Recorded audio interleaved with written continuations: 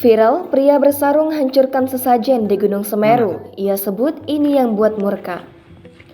Beredar viral seorang pria berbaju gamis menghancurkan sesajen yang ada di Gunung Semeru lokasi erupsi.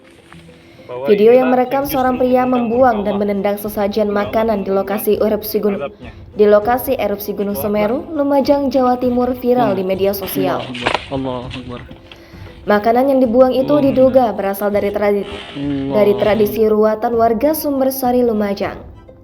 Tradisi ruatan biasanya dilakukan warga untuk memohon keselamatan dari bencana usai erupsi Gunung Semeru. Dalam video yang diunggah oleh akun Twitter @setiawan3833 pada Sabtu 8 Januari 2022 itu terdengar suara lelaki. Kapolres Lumajang AKBP Eka Yekti Hananto Seno membenarkan aksi pria dalam video tersebut terjadi di kawasan erupsi Gunung Semeru.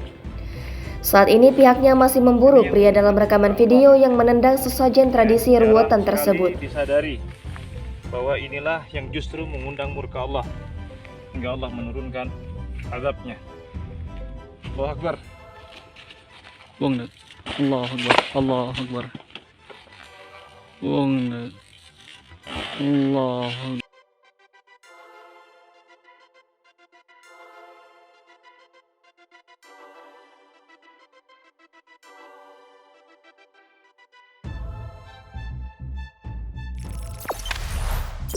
Jangan lupa subscribe, share, komen, dan like ya.